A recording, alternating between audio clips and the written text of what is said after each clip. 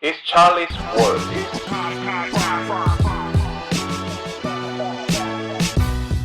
안녕하세요. 12월 4일 화요일 비트가 지금 쭉쭉 떨어지고 있는 가운데 찰리 브라운 녹음을 시작했어요.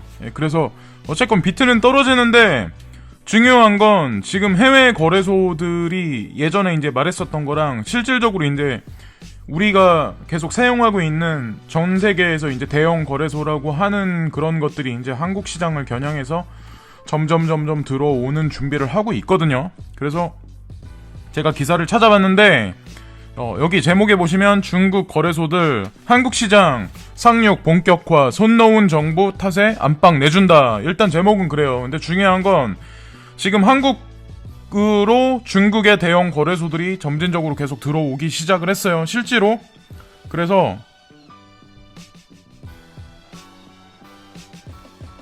여기 보시면 글로벌 암호화폐 거래소 순위 1위부터 3위를 독식하고 있는 중국계 거래소들의 한국 시장 공략이 본격화되고 있다. 후오비 코리아가 연내 원화로 거래할 수 있는 원화마켓을 열겠다고 공식 선언한 데 이어 OKX 역시 한국에서 미디어 컨퍼런스를 열고 한국 시장 진출을 발표했다.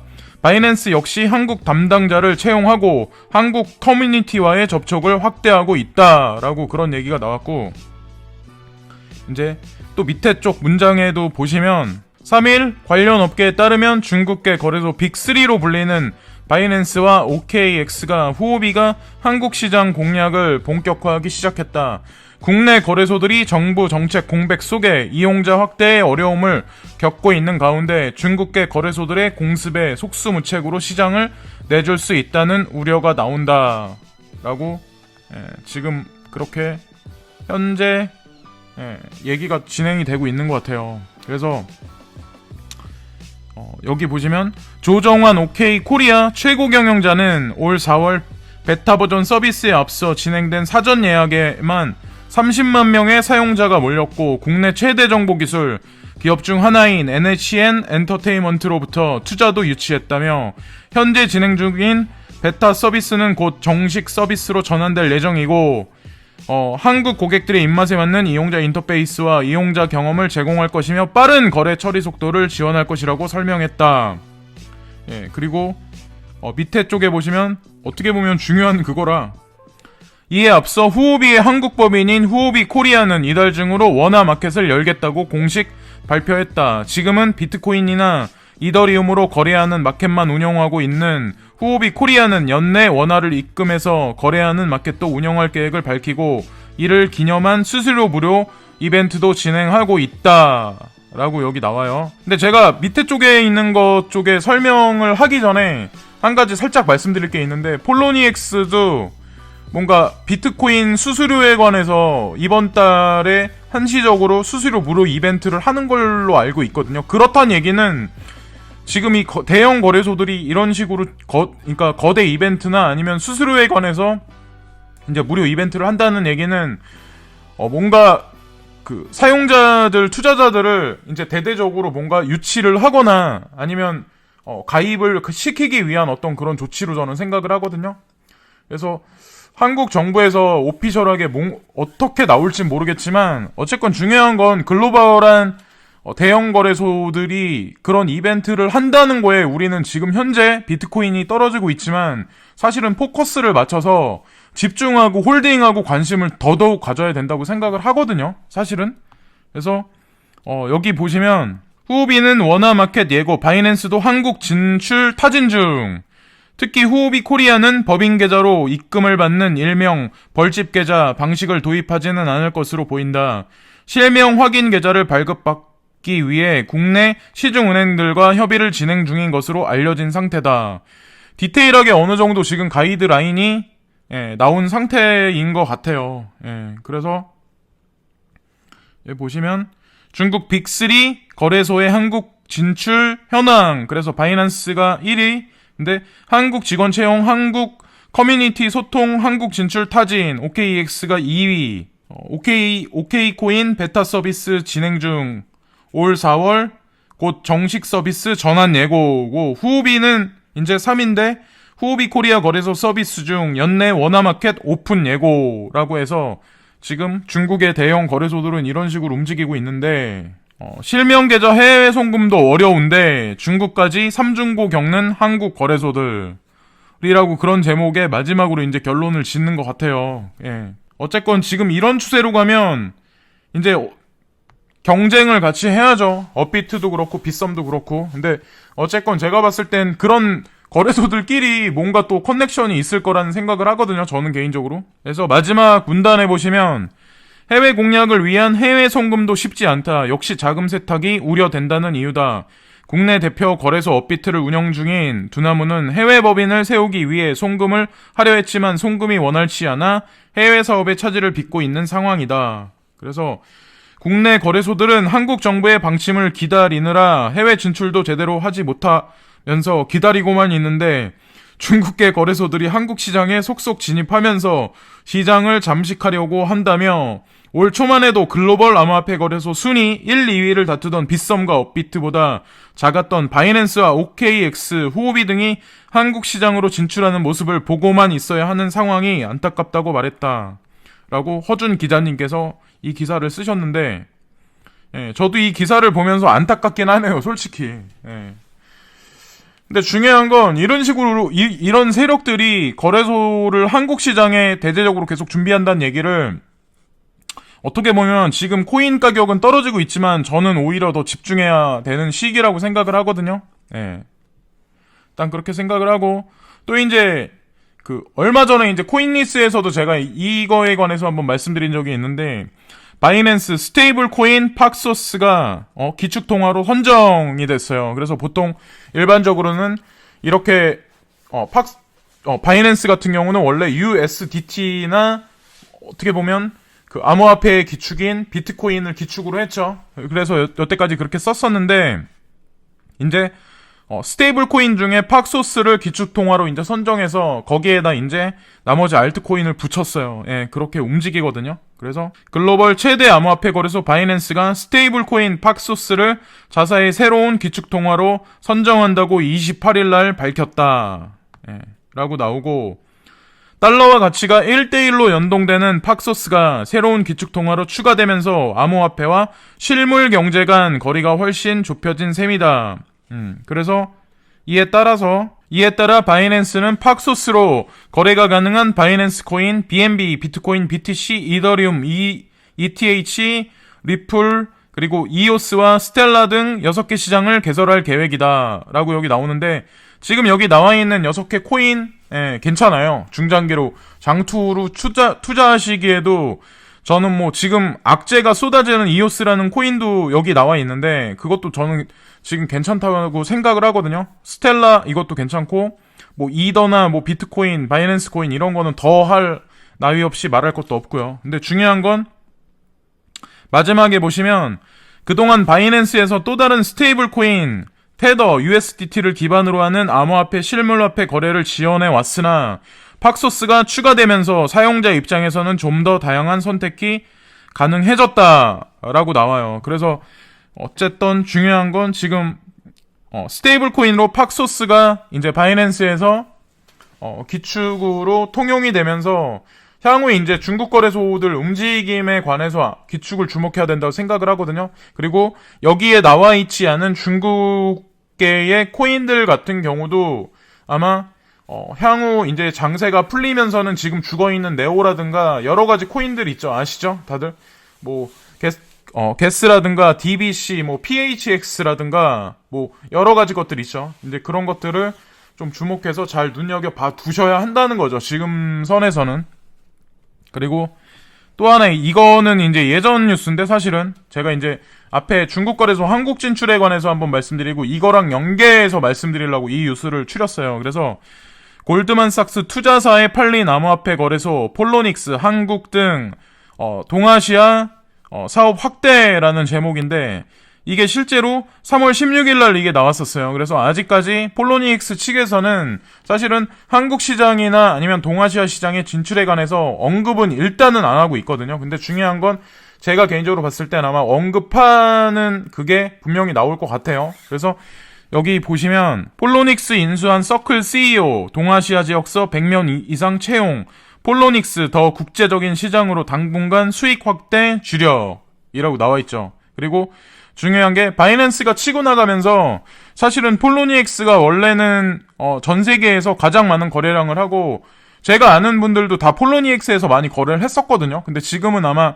업비트나 아니면 빗썸이나 아니면 뭐 그런 데에서 아마 바이낸스나 이런 데서 아마 거래들을 많이 하실 거예요. 근데 지금은 뭐 트레이딩을 하지 않으시겠지만 예, 많이 떨어져가지고 근데 어쨌건 3월 달에 나온 뉴스지만 제가 이거를 보여드린 이유를 아마 아실 거예요. 앞에 거랑 같이 연관해서 생각들을 한번 해보자는 거죠. 그래서 여기서 최근인데 이게 최근 월가 투자은행 골드만삭스가 투자하고 있는 스타트업인 서클이 인수한 암호화폐 거래소 폴로닉스가 한국을 비롯한 아시아 지역으로 사업 확장에 속도를 내고 있다라고 여기 나오지만 아직까지는 오피셜하게 나온 건 없어요. 근데 제가 봤을 땐 제가 그랬잖아요. 동아시아 쪽으로 자금이 집중해서 많이 모여지고 이쪽이 아마 앞으로는 패권의 중심에 설 것 같다는 생각을 분명히 말씀을 드렸잖아요. 그래서 지금 뭐 열차라든가 이런 것도 점진적으로 이제 공동 조사를 북하고 하고 있는 단계고 여러 가지 측면에서 한반도나 아니면 더 나아가서는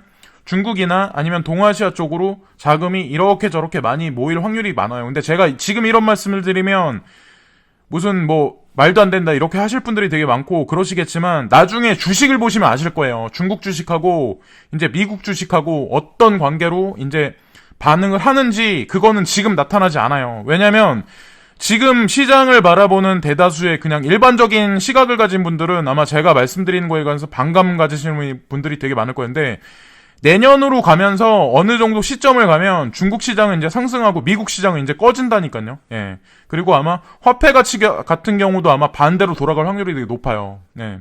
근데 그거에 관해서는 아마 내년 정도에 가야 그게 윤곽이 어느 정도 드러날 거예요. 예.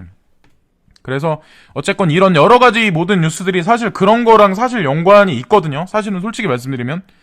그래서 이게 이제 3월달 뉴스이긴 한데 15일 서클 공동 창업주의자 최고 경영인 제레미 얼레어는 이날 홍콩에서 블룸버그와 가진 인터뷰에서 최근 인수한 암호화폐 거래소 폴로닉스의 사업을 확대하기 위해 아시아권에서 100명에 이르는 직원을 채용할 계획을 가지고 있다고 밝혔다. 그는 향후 주력할 시장으로 한국과 중국, 일본, 홍콩을 꼽았다. 앞서 서클은 총 원화 4,290억 원을 들여 폴로닉스의 지분을 사들였다. 서클은 골드만삭스와 바이두, 중국 투자공사 CICC 등으로부터 1억 4천만 달러의 투자를 유치한 대표적인 스타트업이다 라고 여기 나오죠. 근데 여기 보시면 이 대목을 또 한번 자세히 한번 보셔야 되는데 서클은 골드만삭스와 바이두, 중국 투자공사 CICC 등으로부터 1억 4천만 달러의 투자를 유치한 대표적인 스타트업이다 라고 써있죠. 그래서 이거를 다시 한번 주목해서 봐야 하는 이유가 서클이라고 하면 사실 골드만삭스 지분만 되게 많이 들어가 있는 것 같지만 거기에 중국 자본도 되게 많이 들어가 있다는 거. 지분 구조는 제가 잘 모르겠어요. 그 지분 구조가 몇 대 몇으로 돼 있고 몇 프로를 차지하는지 모르겠지만 중요한 건 이렇게 믹스해서 현재 섞여 있는 상태가 폴로닉스에 들어가 있는 거라는 거죠. 예, 그거에 관해서 한번 왜일까라고 한번 다시 한번 생각들을 해보셔야 돼요. 예, 그냥 무조건 뭐 중국 자금이다, 이건 아니다, 이렇게 생각들을 하지 마시고. 제가 중국을 찬양하거나 이런 중국론자는 절대 아니에요. 예? 그래서, 어쨌건 저도 중국에 일하러 3번 정도 갔었고, 한 번 갈 때마다 6개월 정도 이상씩은 계속 있었거든요. 그래서 제가 눈으로 봐온 것도 있고, 겪은 것도 있고, 그렇다고 뭐 다른 나라에 많이 안 가본 것도 아니고 그래서 저는 제가 바라보는 시각이 좀 객관적이라고 생각을 하거든요. 그래도 한국의 오피셜한 그냥 조중동 매스컴에 깔려있는 그런 어떤 시각보다는 예. 그래서 한 번쯤은 생각해봐야 하지 않을까라는 생각을 하는 거죠. 그런 식으로는. 폴로닉스는 총 70여 종의 암호화폐를 상장해 하루 20억 달러 이상의 거래를 기록하고 있는 대표적인 거래소 중 하나다. 얼레어 CEO는 장기적으로 지구상 모든 가치는 암호화폐를 기준으로 매겨질 것이라며 앞으로 더 많은 시장과 자산을 제공하려 하며 가장 중요한 규제 당국자들과 협업을 통해 더 국제적인 시장을 만들 수 있도록 할 것이라고 포부를 밝혔다. 아울러 당장 올해 추가적인 자금 조달 계획은 없고 내년까지는 회사가 수익성을 더 높일 수 있도록 사업에 집중할 계획이라고 얼레어 CEO는 설명했다. 라고 나와요. 그래서 또 이쪽에 보시면 현재 법정화폐 송금 서비스를 제공하는 서클페이와 암호화폐 유동성 공급자 역할을 하는 서클 트레이드 등의 사업을 진행하고 있으며 조만간 서클 인베스트라는 브랜드로 개인 대상 암호화폐 거래 어플리케이션도 출시할 예정이다.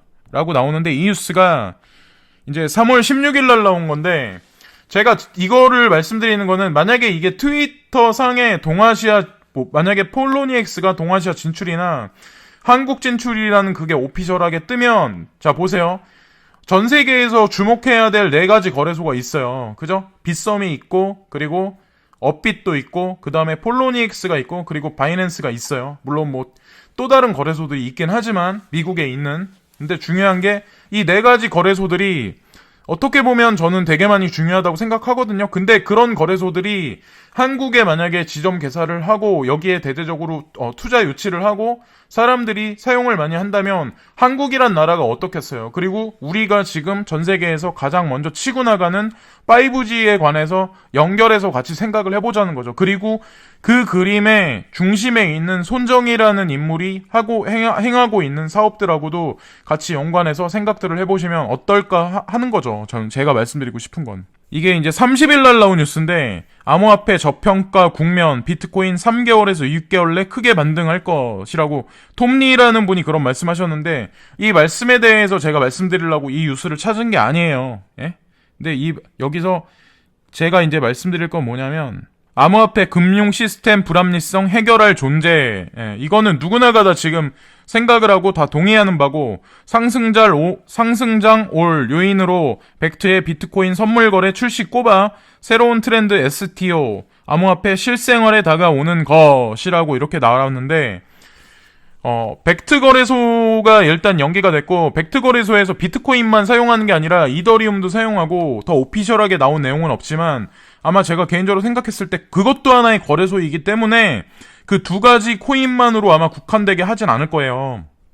그리고 코인베이스에도 몇 개 없는 알트코인밖에 없지만 거기에도 300개가 넘는 알트코인을 상장을 점진적으로 시킬 거라는 그런 발표를 분명히 했죠. 그래서 지금 알트코인을 갖고 벌벌 떨고 계시는 분들이 되게 많지만 진짜 스캠이 아닌 것들 그리고 개발자가 탄탄하고 주기적으로 업데이트를 계속 하고 있고 오피셜하게 계속 뉴스를 내보내고 있고 그리고 시장에서 인지도가 어느 정도 갖춰진 코인은 지금 시세가 20분의 1, 30분의 1 토막이 났지만 제가 봤을 때 그렇게 쉽게 사라지지 않는다는 거죠. 예, 절대로 걱정하지 마시고 애매한 가격에서 괜히 어설프게 손절하시는 것보다는 지금 악착같이 달려들어서 붙들고 계셔야 된다는 거죠. 왜냐면 지금 제가 계속해서 말씀드리는 여러 가지 뉴스를 보시면 아시겠지만 이렇게 거래소들을 진출하고 이런 사람들이 여기저기 지분을 늘려나가고 거기에 대기업이 껴있고 대규모 세력들이 껴있다는 얘기는 그게 결국에는 돈이 될 거라는 얘기고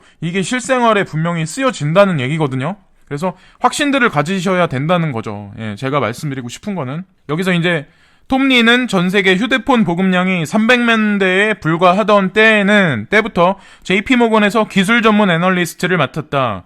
그는 신기술이 싹트는 시기엔 사람들이 그 기술에 대해 회의적일 수밖에 없다며 휴대폰이 처음 나왔을 때도 그랬지만 지금은 한 해에 스마트폰이 5억 대씩 팔린다고 말했다. 지금은 암호화폐와 블록체인 기술에 대한 회의감이 생기는 시기이므로 하락장이 온 것도 자연스럽다는 게 그의 설명이다. 하락장이라고 벌벌 떨 필요가 없다는 거죠. 벌벌 떨지 말고 어깨를 쫙 펴시고 불장에서 수익 날 것만 생각들을 하시고 강하게 멘탈을 유지를 하셔야 돼요.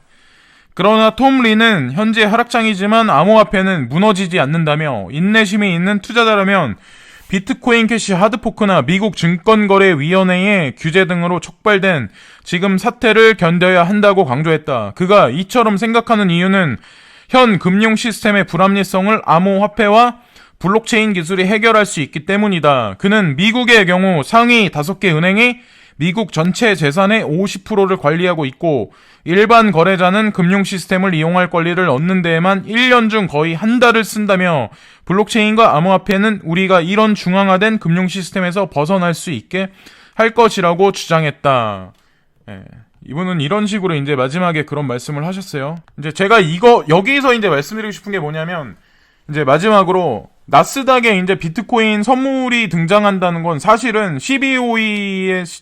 CBOE하고 거기에 이제 여태까지 선물이 거래된 거랑 의미 자체가, 그릇 자체가 틀린 거거든요. 예전에 그건 간장 종재기라고 봤을 때, 나스닥에 진출하는 거는 사실은 엄청난 대형 그릇이라고 봐야 되거든요. 깨지지 않는? 근데 시장의 여파가 아마 어마어마하게 클 거라는 거죠. 그리고 벡트 거래소도 마찬가지로 시장에 방향성을 주고 더 나아가서 내년으로 넘어가서 내년 이제 벡트 거래소 오픈 후에 이제 한두 달이나 3개월 이내에 진행될 비트코인 ETF가 만약에 오피셜하게 전 세계에 반향을 일으키면 진짜로 대대적으로 비트코인이라는 게 자산으로서의 그거를 포문을 이제 전 세계에 공인되게 인증을 하는 거거든요. 사실 지금 벌벌 떠실 필요가 없고 제가 봤을 땐 오히려 그냥 추매다라는 생각을 하는. 물론 여기서 3,000불을 간다는 그런 분들이 점점 나타나기 시작을 했어요. 그랬다가 또 조금 올라가면 또 사라지고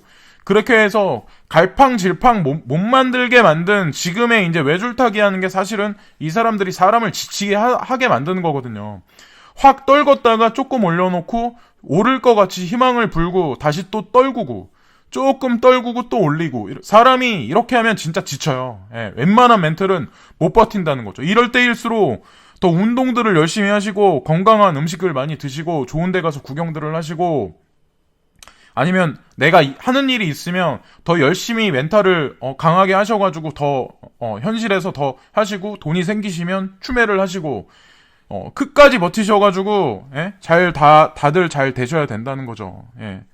제가 끝으로 한 가지 문장을 끝에다가 붙일 거거든요. 그 문장을 잘 보시고, 예, 오늘 하루도 건강하게 보내세요. 예. 지금까지 찰리스 월드의 찰리 브라운이었습니다. 감사합니다.